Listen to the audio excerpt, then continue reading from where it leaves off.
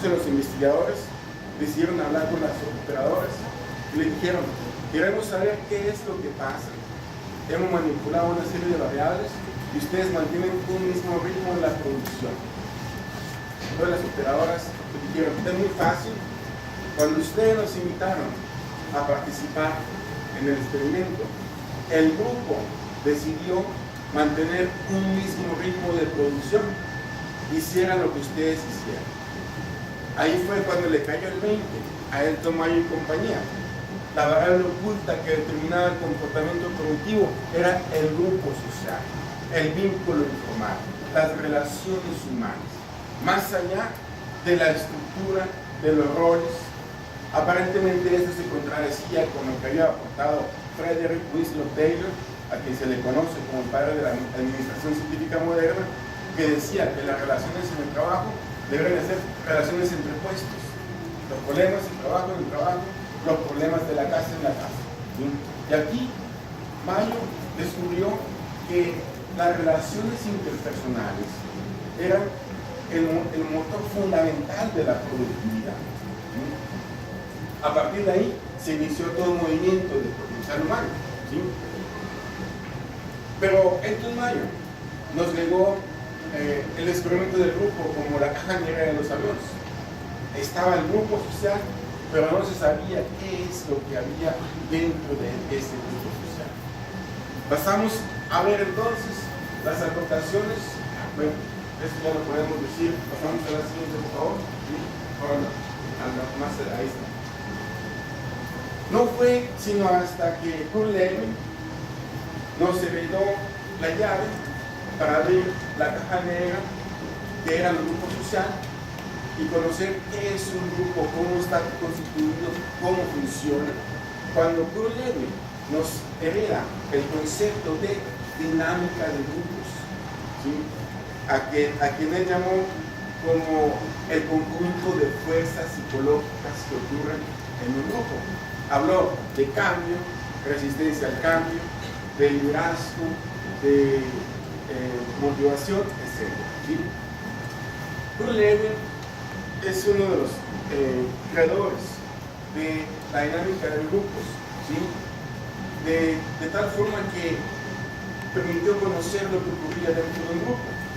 Ahora cuando nos dicen, queremos que intervengas en un grupo, intervenimos en un diagnóstico de sus procesos de interacción social. ¿Sí? El liderazgo, la comunicación, la interacción, la participación, etc. Pero aquí vamos a ver que el concepto dinámica de grupos puede interpretarse en tres formas. Una, como conjunto de conocimientos teóricos que nos permiten aprender un fenómeno empírico como es la interacción de los grupos sociales.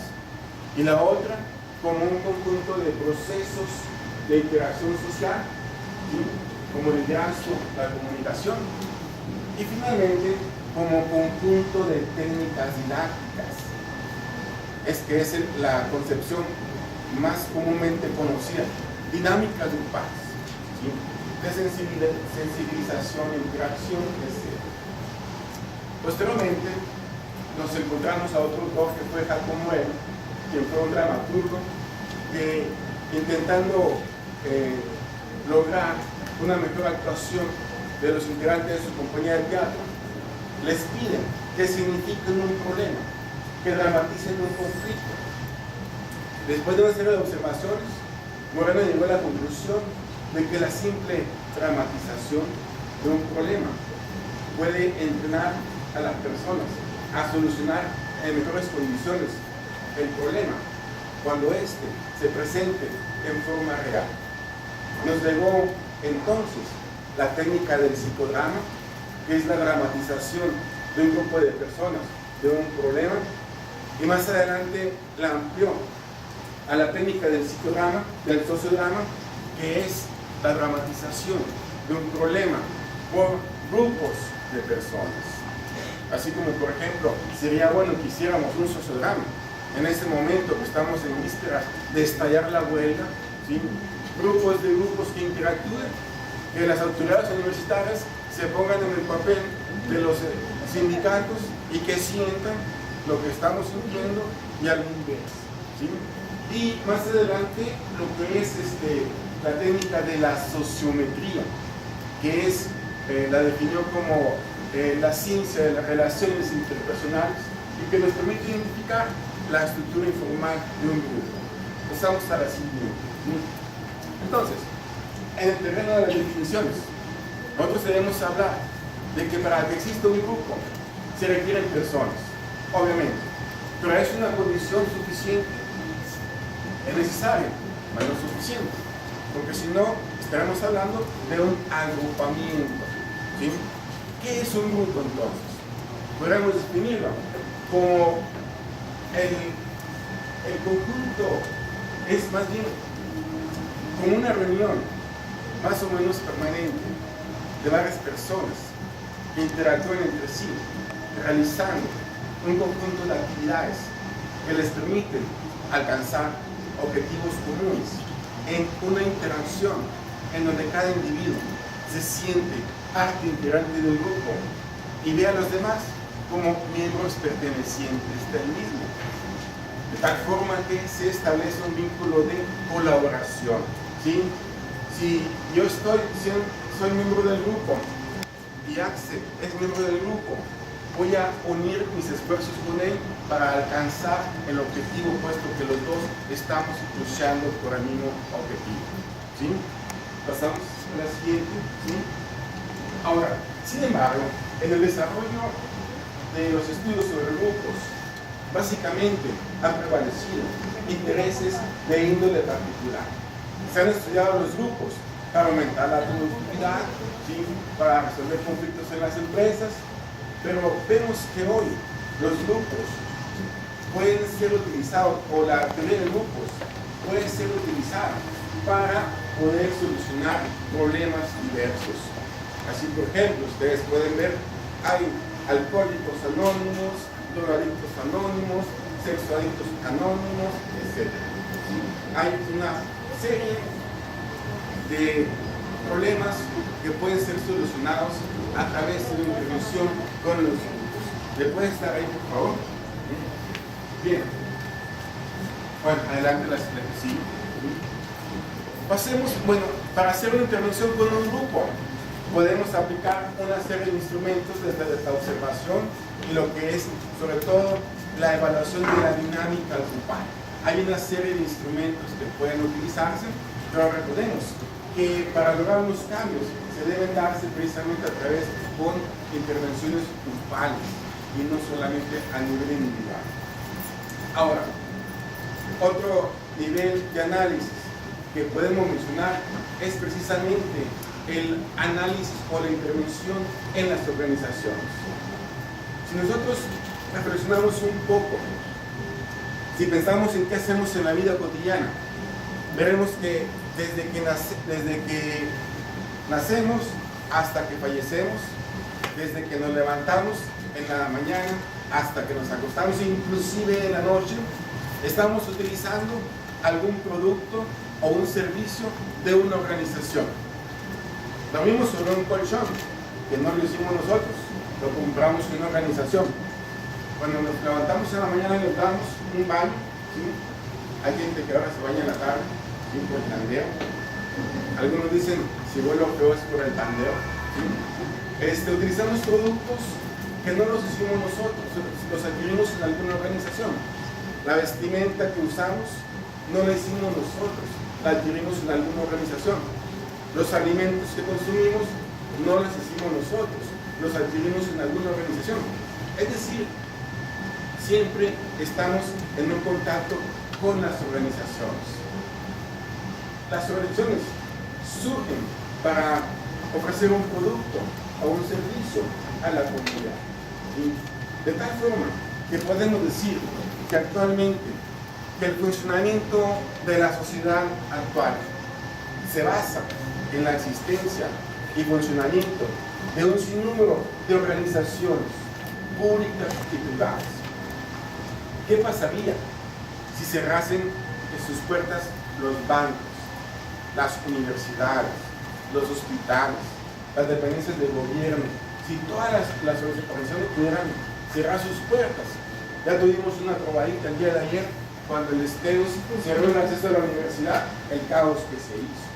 Imagínense que no fuera nada más la universidad, sino que todo se paralizara. ¿Sí? Realmente sería un caos total. En ese sentido, algunos autores hablan de la era de las organizaciones o de la sociedad organizacional. Entonces, aparte de los grupos, tenemos otra realidad que son las organizaciones, ¿sí? Y que es algo a lo que tenemos que analizar, tenemos que estudiar, independientemente de lo que se estudie, clínica, educativo, militar, lo que sea, se va a trabajar en el contexto de una organización, ¿sí? Por eso es muy importante su análisis, ¿sí? Voy a hablarles un poco nada más de este aspecto para ahorrar tiempo. La siguiente, por favor, ¿sí? Vamos a hablar, ¿qué es una organización? Anteriormente se hablaba de psicología industrial, hoy se habla de psicología organizacional, ¿sí? ¿Por qué? El desarrollo de las ciencias sociales ha permitido construir un concepto, una definición de organización. Así, podemos hablar de que una organización es un conjunto de personas que en el marco de una estructura interactúan para alcanzar objetivos comunes. ¿Cuáles son los elementos centrales? Personas. Las personas conforman las organizaciones, no son los edificios, no son los vehículos, son las personas. La universidad somos nosotros. Personas, estructura, que están interactuando en base a cumplimiento de roles, desempeño de funciones, seguimiento de normas, ¿sí? Entonces, personas, estructura, tecnología, objetivos comunes. ¿Cuáles son las consecuencias de haber construido este concepto? Que hoy podemos hacer una intervención en cualquier conglomerado social que reúna estas características. Puede ser un partido político, puede ser un sindicato, puede ser un hospital, puede ser una iglesia, puede ser un movimiento 5 de junio, ¿sí? Y no solamente fábricas, pueden ser dependencias de gobierno. En ese sentido, por fuera hay una demanda de servicios que es sumamente amplia. Ahora, veamos, ¿cuál es el contexto en el cual nos encontramos? Una de las cosas que es importante tomar en cuenta es que estamos viviendo tiempos de cambios, donde todo está cambiando absolutamente. Se presentan cambios políticos, cambios económicos, cambios tecnológicos, cambios culturales, ¿sí?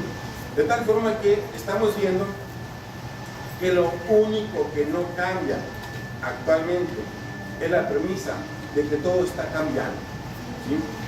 Y hoy vemos que las respuestas que en el pasado funcionaron para solucionar algunos problemas ya no son efectivas, porque estamos ante una nueva situación que presenta nuevos retos. Si quieres apagar un poco el aire, ¿no? Porque creo que van a quedar ahí congelados.